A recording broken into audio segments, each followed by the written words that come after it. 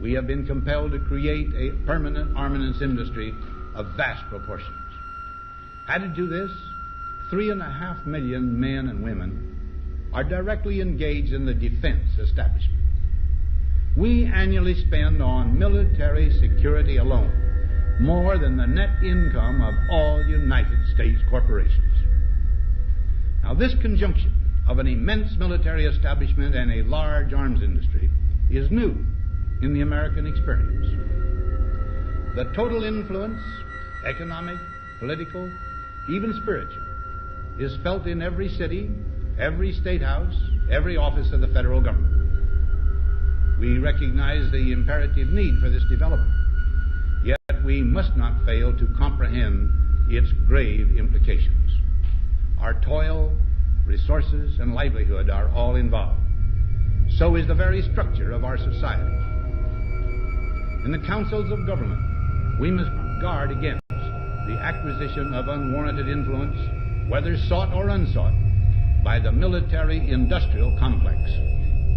The potential for the disastrous rise of misplaced power exists and will persist.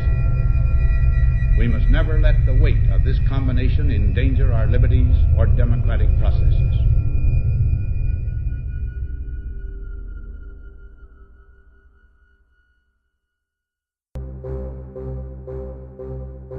The best way to predict the future is to invent it.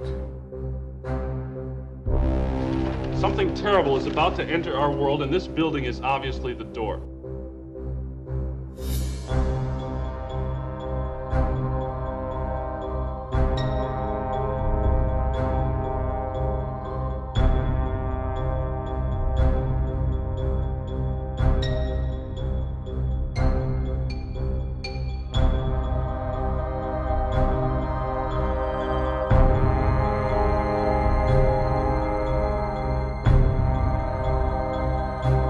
Cold War's over, John, but with no clear enemy to stockpile against, the arms market's flat.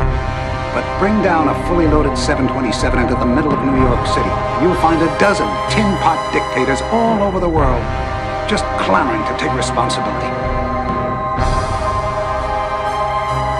We wanted to pay homage to the World Trade Center bombing.